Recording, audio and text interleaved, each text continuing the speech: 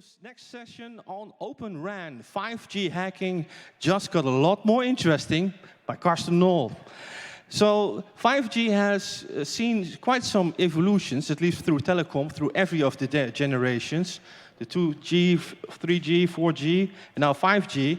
And it's changing from an old school monolithic system to a very open model. And openness and open models is something that we dearly love, at least I do. And now the hacking potential and a lot more interfaces are coming about, and we can actually have some quite new interactions with this. And I know that from myself, from a previous employer, being a telecom company, that it's very interesting to listen here and also see the new technology emerge. Now, Karsten Nohl, we know from all kinds of CCC talks, cool ones even, and every talk was actually cool. I call it education to myself. And as security researcher and cryptographer, he is now also the chief scientist for SR Labs in Berlin. And take it away, please, a big applause for Karsten Nohl.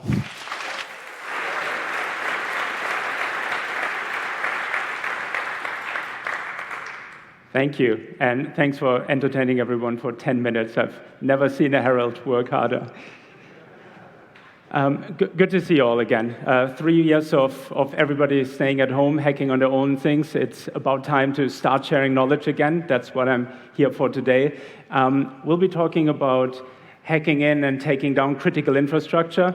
The irony that this talk was delayed by 10 minutes by the electricity going down isn't lost on me. We'll make the best out of the remaining time.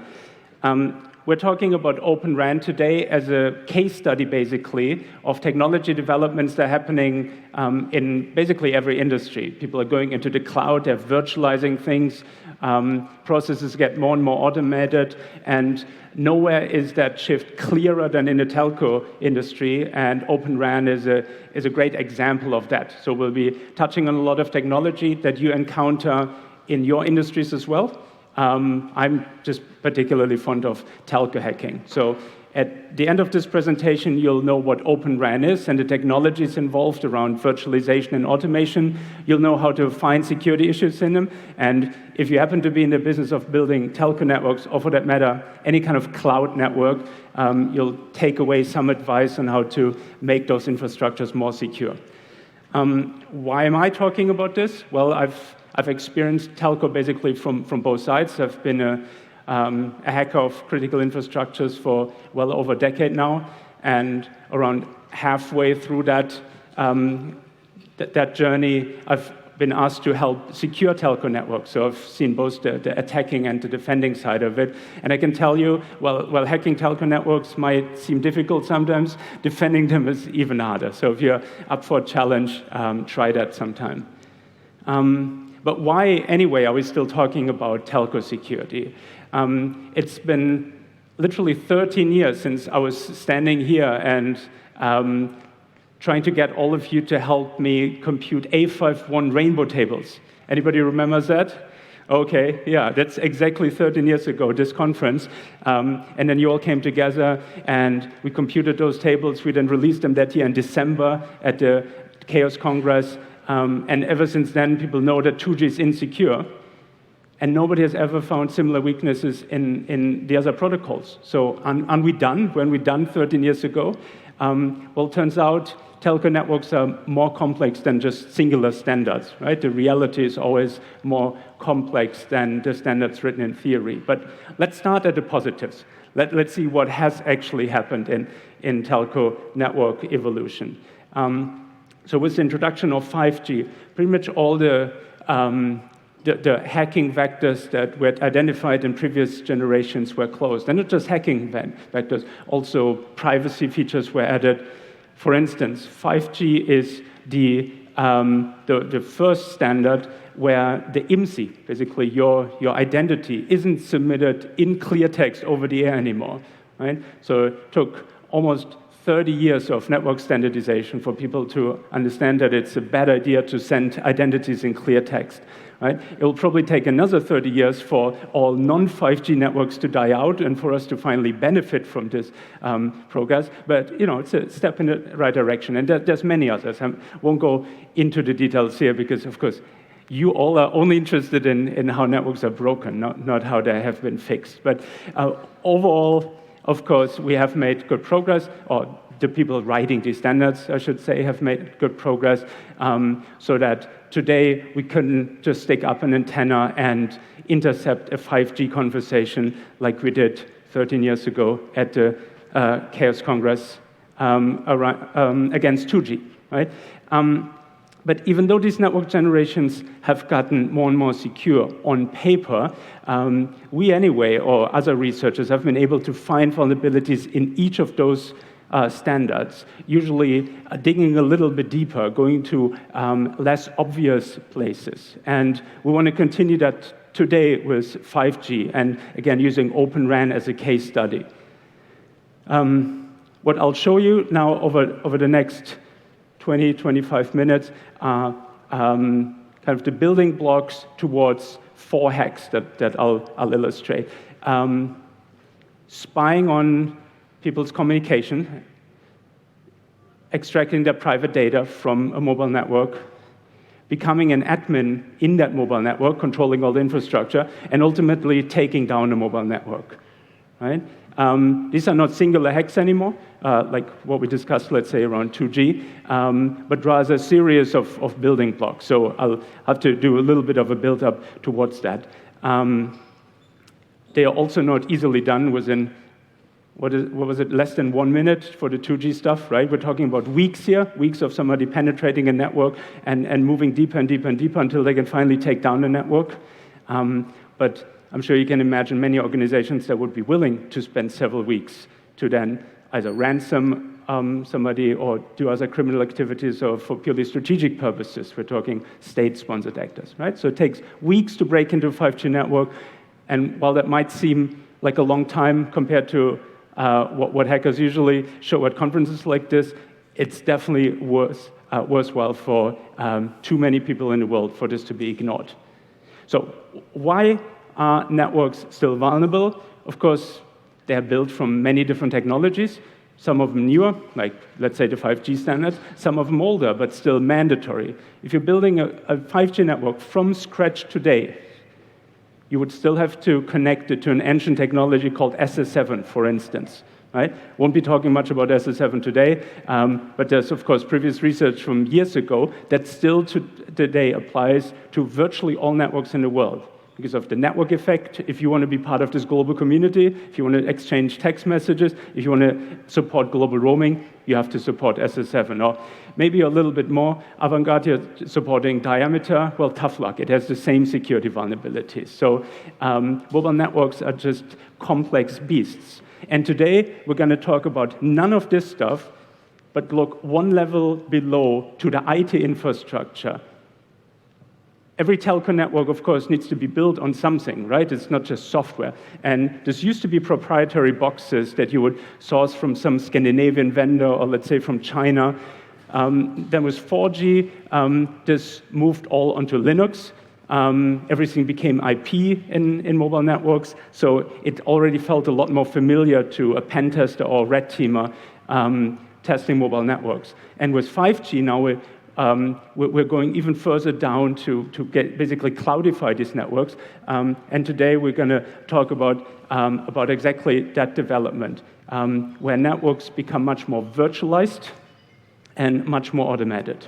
Okay? So all the hacking I'll be talking about today is going to be from the IT domain that mobile networks are built on. Right? Very important. We're not going to mess with any of these standards because they're not the weakest link of mobile networks anymore, as far as I can tell, okay? A bit of nomenclature to get that out of the way. So today we're talking about OpenRAN. What's OpenRAN? So first of all, RAN. What's RAN? Radio Access Network is one of 3 parts that make up a mobile network. There's the radio access network, which is basically 90% of the mobile network, actually. It's the antenna. It's a cable that connects the antenna to some local switching center, another cable to something more regional, another cable to connect us to a big central data center. And that central data center is then considered the network core. So that's separate. And then different network cores are connected through interconnect, for instance, to connect different companies or different countries, right? But almost everything that you consider as a mobile network is the radio access network part, basically the countrywide infrastructure, right? And even though it's 90% of a mobile network at least, it hasn't received much attention. So I certainly haven't looked at anything RAN related since 13 years ago, the 2G stuff, because I considered it's secure and it's basically just cables, right? And that was true for most of these 13 years up until now. With 5G and OpenRAN, there's big changes underway where the radio access network gets a lot, I guess people call it smarter, right? So a lot more complex. There's much more technology put into the RAN, and that's why after many years of neglecting it, we revisited it and found really interesting stuff, right? So that's RAN. So what is OpenRAN? OpenRAN is basically a movement, you could say, loosely defined as combining three things, only two of which are really relevant for our discussion today. The third thing is that mobile networks are now built on commodity hardware to make them cheaper, right? So instead of getting a box from Scandinavia or China that combines hardware and software, you get your own hardware, and then you put whatever vendor software on it, right? Not so relevant for us. What's more relevant for the security discussion is that everything is virtualized, or I guess containerized is the more appropriate term. We're talking Kubernetes here most of the time, and processes are automated to a very high, in fact, scary degree, right? So that's OpenRAN, basically these three things put together, and it's extremely popular among telcos right now because it's cheaper. The commodity hardware part is what they find interesting. Of course, we find the other two a lot more interesting. So in summary, the changes between kind of how mobile networks used to be built and how they're being built right now. A mobile network used to be built, okay, you start with an antenna. That part hasn't changed. The future will still have antennas in mobile network, just everything after that changes. So it used to be you connect this antenna to one of those proprietary boxes, appliances, you could say, that you get from, let's say, Scandinavia. And you connect them throughout your entire country. Somebody manually logs into each of these boxes, configures them, and then basically you have your network that will stay virtually the same for the next, say, 15 to 20 years until it's replaced by another network generation, right? There's sometimes upgrades that the vendor will ship to you, maybe once a year, at most twice a year. And then you manually install these upgrades on each of the boxes, and that's it. It's very static networks with very little interference, right? Now switch over to OpenRAN, or really any future mobile network, I would imagine. Instead of getting appliances, you get shipments of software, and you have to install them in your own cloud environment. And it's not going to be just a few cloud environments. Because of 5G's latency requirements, there'll be, in a country like Germany, several hundred data centers, okay? So in several hundred places, you install Kubernetes clouds, and then on each of those Kubernetes clouds, you have to put dozens of Docker containers, right? Just the complexity of that, the sheer numbers involved, do not allow for anybody to do this manually one by one anymore, right?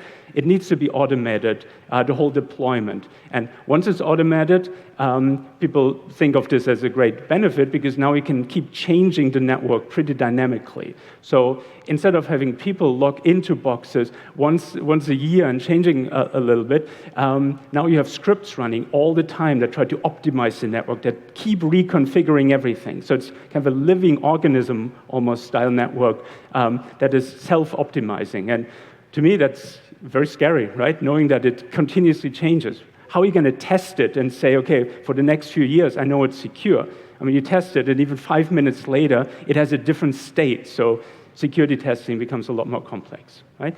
Now, maybe silver lining, at least we removed the human error source from operations, right? If everything is software, nobody can fat finger or get phished anymore. But of course, we introduced another, maybe more serious human error source in that many developers are now involved that through some magical CI/CD pipelines create and push down these scripts. And that's what we want to focus on today, these two developments, that everything gets virtualized and that everything gets automated, okay?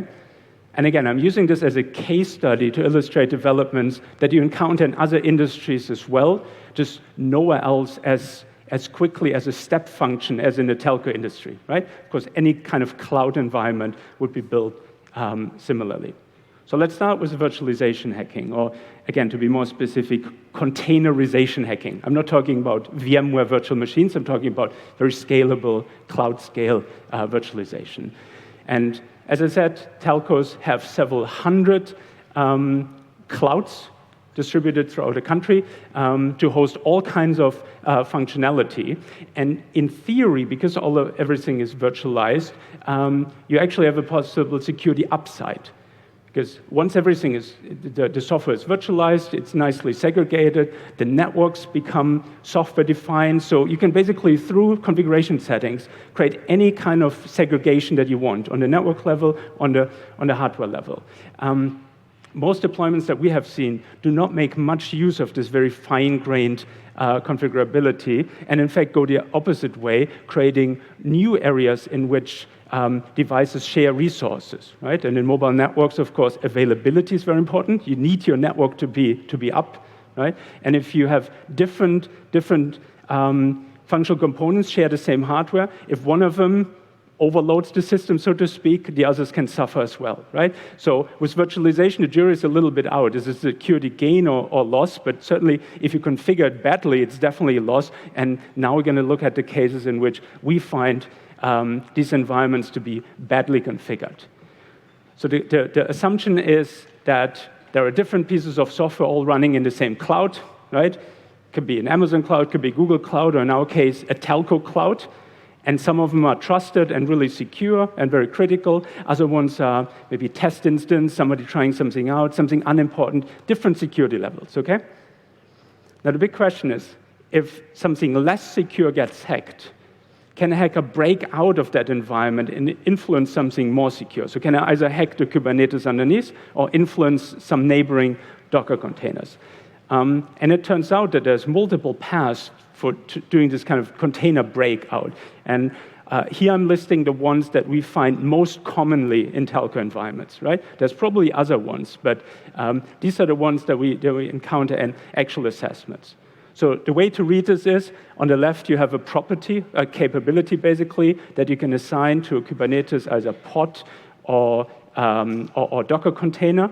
And the dark red ones are the ones that we find all the time. They're kind of pseudo defaults, not really defaults, but people love to set those settings. And then the lighter shaded ones, we don't find them quite as often, but still enough to be concerned. Right? And so you start from one of these capabilities. The middle then says how the hacker would abuse it. On the right-hand side says the outcome. Could be in a mobile network anything from running your own code, kind of crypto miner style, it's probably the least concern, to accessing data. So ransomware, of course, would be a relevant threat here. To ultimately, this is certainly the worst for mobile networks, taking down the systems, right? Basically disconnecting people from their critical infrastructure. And just to take the first two, perhaps, as an example. So if those capabilities are set, how does a hacker do this? So the first two here, privileged container and sysadmin. So if either of those capabilities are assigned to the Docker container, that basically means that from inside the Docker, you can communicate with the Linux kernel of the host machine, right? In less constrained ways than a non-privileged container. And I mean, the Linux hackers in the room, of course, already have 100 ideas how to abuse this, right? And it's a long list. I'll just give you two examples here. You can abuse a kernel feature around C groups. C groups is basically a way to handle processes. You don't have to use it. It's just easier if you execute multiple processes basically as one batch. Kubernetes, though, definitely uses this. So if you're inside a Docker container on Kubernetes, you know that the host machine uses C groups, right? That's important to know. And basically, there's a kernel feature where you can tell the kernel, please let me know when a C group completes, and I want to execute a little bit of code at the end, right? With root level permissions, and basically, you see it here, this is basically a PS with root privileges. You can execute any code you want, right? So you just notify the kernel to please execute this snippet of code at the end of a C group, and you basically have root level access, right? Very straightforward, and yeah, no surprise, right? However, people don't think about it like this when they assign this privileged attribute to their containers most of the time. Another way is if you have access to the host PID namespace. Again, that's given if either of those properties is set. You can basically just enter the part of the namespace that gives you the equivalent to a root shell, right? So really very straightforward exploits. And these are just two of the examples. The other ones on the list are maybe a little bit more interesting because they're less intuitive. So if you don't have a privileged container, but still this host PID namespace exists, this is very commonly found, you can't really access those processes running on the host machine, but you can kill them. And if you can kill everything that's running in the Kubernetes on top of you, you can take down the mobile network, of course, right?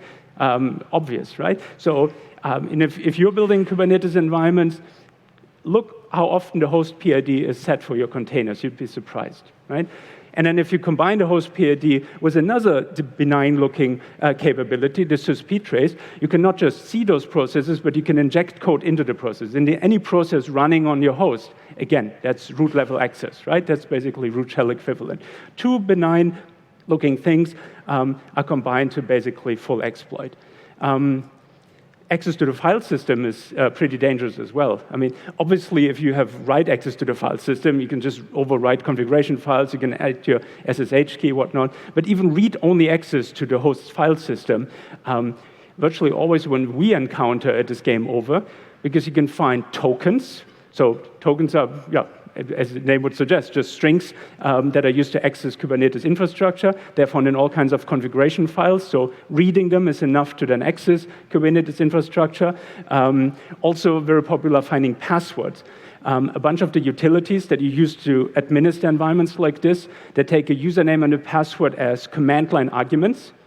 So where do you find it? In bash history, right? So if you have read-only access to the file system, often there's the password that you need to go forward, right?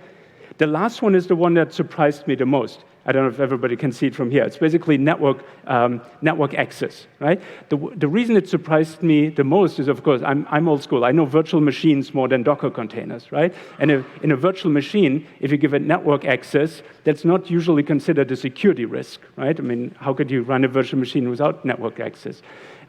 It's basically a separate computer popping up on the same network, right? In Docker, it's not like that. If you assign a host network attribute, it's sharing the same network interface, right? So imagine you have some services tied to localhost and localhost only, right? If you're sharing a network interface, the guest can now access your local host. And it used to be that even the Kubernetes API, the API to basically configure anything in Kubernetes was often bound to localhost and didn't have authentication switched on, right? So that's game over right there. At least the authentication is now switched on in more recent versions, but depending on how old your Kubernetes environment is, this is a big concern. But at the very least, I mean, given that this interface is shared between host and guest now, the guest can TCP dump everything that's coming in and out of the host, right? So that by itself is already a problem, unless they use SSL for everything.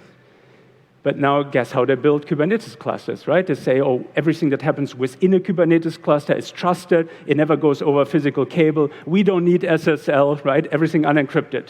So giving network-level access to a guest usually means the host gets hacked, right? So just a whole collection of things that can go wrong. And again, this is just the stuff that we see in real assessments. There's more stuff that can go wrong in theory. So that was a part on virtualization hacking. Let's talk about automation and the implications of basically this development. That instead of having people typing in configuration, like old school Linux sysadmin type, right? You have some scripts and an uncountable number of scripts that are created by all kinds of developers that are pushed through all kinds of CI/CD tools, right? So what's the implication of that for security? Well, of course, that some threats that we had before are amplified, some new threats are introduced, and then I guess a third category would be stuff that should never happens anyway because it's becoming so complex now. Let me give you one example of each of those categories. The threat that was already there that's being amplified is phishing or social engineering in general, right? So instead of 5 Linux sysadmin types, you now can phish hundreds of people across various companies that are all somehow contributing code into the configuration of this mobile network. Right? If you get to phish any one of them, there's a good chance that ultimately you can adversely affect the mobile network, right? So that threat is amplified. Threats that are completely new is a whole ecosystem of basically software development tools that are now part of the operation of your mobile network, right? Somebody somewhere commits something to GitHub, it goes through all kinds of CI/CD, it becomes packaged somewhere, it gets downloaded into an image, that image gets deployed through another CI/CD. Any part of that chain gets hacked, your mobile network is at risk, right? And then there's stuff that should never happen, but of course, you have hundreds of people working on this stuff, people posting questions on, let's say, Stack Overflow, saying, oh, can you look at this piece of code? What am I doing wrong? And they're leaking internal secrets, right? Hundreds of people are involved, one of them will do that for sure, right? But you see how the attack surface now becomes really hard to capture, right? Like there's hundreds of people across different companies using all of these tools. All of this, in theory, would need to be tested now to know whether or not your network is secure. So kind of the pen testing that we used to do doesn't apply anymore. You don't even know what the scope is, right? So instead, of course, this needs to be tested through red teaming. Everybody knows what red teaming is, right? Yeah. So basically an open invitation to hack a company any way you want, and then explain them how you did it so they can learn from it. And then there's iterations where, based on what you find, they get better, and then it's a little bit harder next time, or a little bit more fun, if you ask my team. And then, it's these iterations, right? And what I'll show you next is kind of the best of the red teaming that we've done. So we do dozens of red teams, but a handful of them against 5G telcos. So what have we found in actual 5G telcos that allowed us to achieve all of these hacking goals that I listed in the beginning? And I should say this is a best of kind of a mashup of different. So it's not one network that's affected by all of these. I wouldn't disclose client information like this, but it's kind of a collage. So their first hacking journey starts from the internet, and we find some developer put up a website, something unauthenticated. They're just playing around with something. They probably mean to take it down a day or so later. They know it's probably not secure, which is why it's completely isolated in their network, okay? We get to hack it, and it's basically a dead end, right? This has no access to anything on the internal network. It's just some boring website. However, it's running in a Docker container on the Kubernetes. So if any of those capabilities we looked at earlier is set, we break out of the Docker container, and now we're on the Kubernetes layer, right? And sure enough, of course, one of these capabilities was set, so we did break out, and now we're on the Kubernetes layer, which means we're not constrained anymore. The Kubernetes has access to everything that any of the container needs access to, right? So these Kubernetes environments, it's very hard to kind of DMZ them away, right? So we start looking on the internal network, third step, very slowly, right? There's always a blue team that's looking on what's happening on the network. So you do this spaced out over days, if not weeks. You find different servers, you find different APIs. In fact, you'll find hundreds of APIs. Mobile networks today, a lot of what they do is microservice-based, right? So just APIs everywhere. And, mistakes are being made. So completely by accident, I believe, one of these APIs, if you send wrong stuff to them, it sends you back debug information. And in the debug information, there's the credentials of one of the developers. Who knows, right? Mistakes are being made. Those credentials, they allow us to access some systems, not necessarily production system in the sense of mobile network. We're still on the IT side, right, where the websites live. But there's kind of a data lake equivalent, right? Elasticsearch that includes a lot of information to do statistical analysis. And sure enough, we find the customer text messages in there, right? So this is a multi-week hacking journey to basically achieve the equivalent that in 2G took 1 minute, right? Sticking up an antenna, capturing the text messages around you. However, now we get the text messages of an entire country, right? So maybe it's worth spending a few weeks on this. Certainly for somebody who wants to break two-factor authentication or any of the things that are attached to text messaging today, right? So that's one hacking journey, and you see how none of this actually targeted telco standards, right? It doesn't even matter that this is a 5G network. What matters is that this is a highly virtualized network with lots of automation fragments floating around. And the same will be true for the other hacking journeys. So second one. So it shares some of the same steps, so I'm not going to repeat those. But then basically, once we're on the internal network, we look around more and more and more. Of course, we find development fragments, right? In this case, a GitLab. Somebody has basically a shadow file equivalent, so hashed passwords that they deploy as part of some configuration update. Who knows, right? One of these passwords is crackable. We crack it, and that password now gives us access to wherever this configuration shadow file was deployed to, right? I mean, that's the whole point, right? Including the database that has all the registration information of all of the customers of this telco, right? So bank accounts, addresses, and whatnot, right? Again, we didn't touch anything telco specific to be able to break in very, very thoroughly. Third and last hacking journey. This one is finally getting into the telco domain. So again, we reuse some of the building blocks, especially this credential we found earlier. But we also need one other bit of information, and that is a description of an internal API, which, usually an API isn't self-explanatory. Right? So you somehow need to understand how to communicate with these APIs. And in this particular case, this was shared on the internet, and you can argue whether this is a security issue, because believers in open source software, of course, say the source code can be open. That's not a security issue, as long as your credentials are protected. I'm not so sure if this many eyes make bugs go away argument applies to software that's really only used in one or two companies, because you post it on the internet, people don't start looking for bugs in it. It's just the hacker will use that information. So some level of obscurity sometimes helps in protecting APIs. In any event, this was on the internet, leaked. We already have the access, so we can finally access something in the telco network, in the RAN network, right? In fact, not just one, this intelligent controller is kind of an optimization piece of software that's deployed in each one of these hundreds of data centers, okay? So we can access a software component in hundreds of different Dockers deployed on hundreds of different Kubernetes.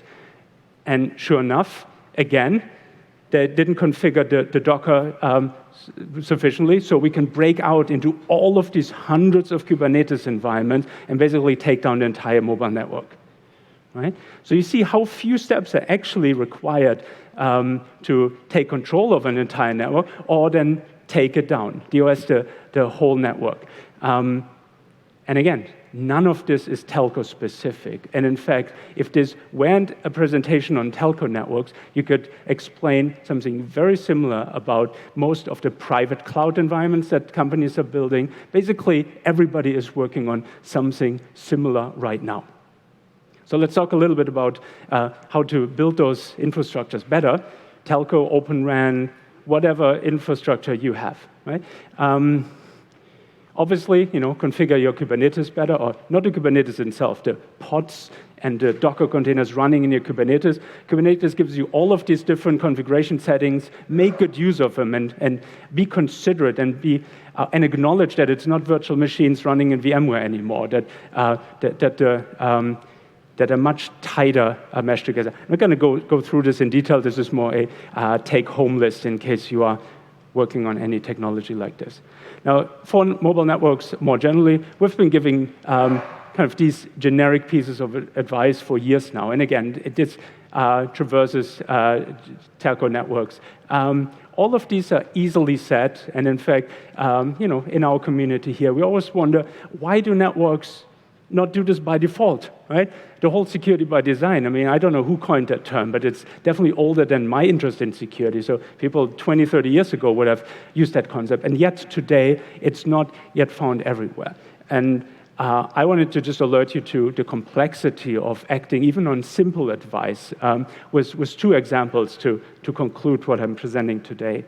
The first example of where the reality is just much more complicated than you would imagine is patching and hardening, right? Kind of the base security processes. If you don't patch your stuff, you don't harden your stuff, you might just as well not do any security at all. It's really absolute baseline. And why do mobile networks not get hardened? I mean, for different reasons in kind of the closed architectures that were deployed up until today, and these open, including OpenRAN architectures that are running on clouds. So traditionally, I mean, there's really no excuse why they don't patch, other than the way they deploy these networks, where they say, once we deploy it, we don't touch it anymore.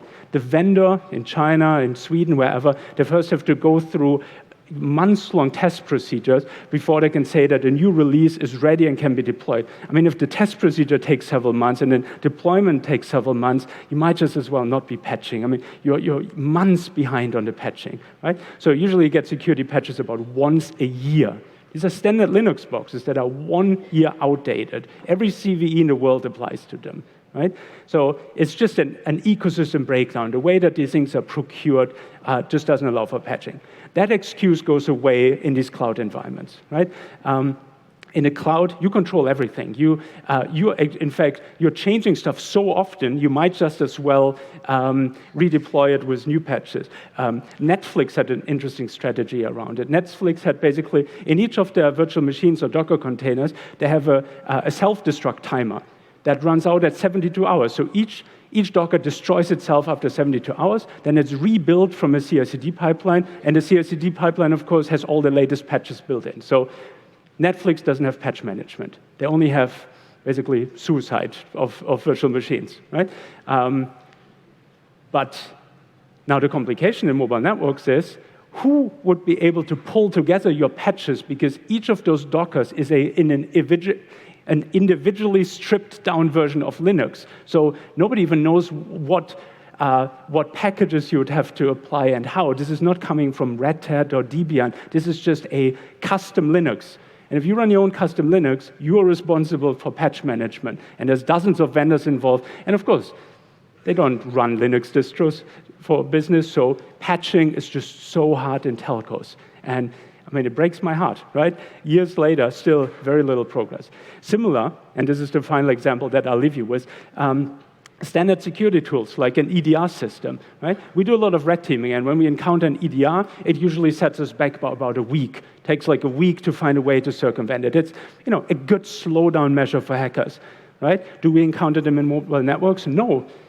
Well, for basically the same reasons, because the old school network vendors do not really allow you to deploy anything on the Linux boxes, and they don't come with an EDR, so there is no EDR. Sometimes you can force us onto there. If you sign that if the EDR breaks the availability of the network, you're actually responsible. So we have seen cases where this is done, but only ever with force against the vendor. In the Kubernetes Docker environment, again, same question. These are stripped down versions of Linux.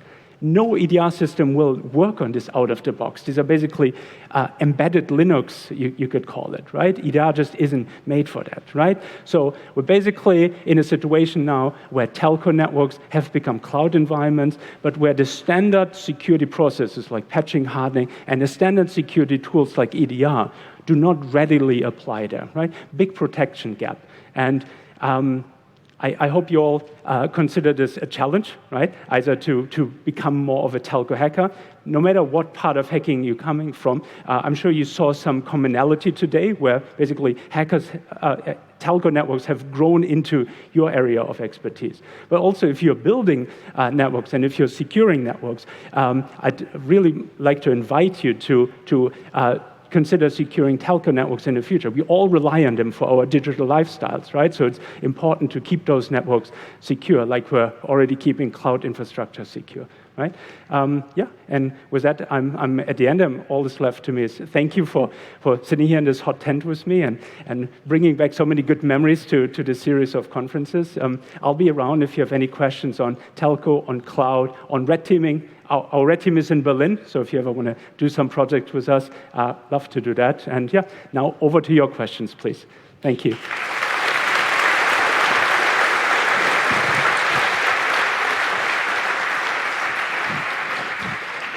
Thank you, Karsten.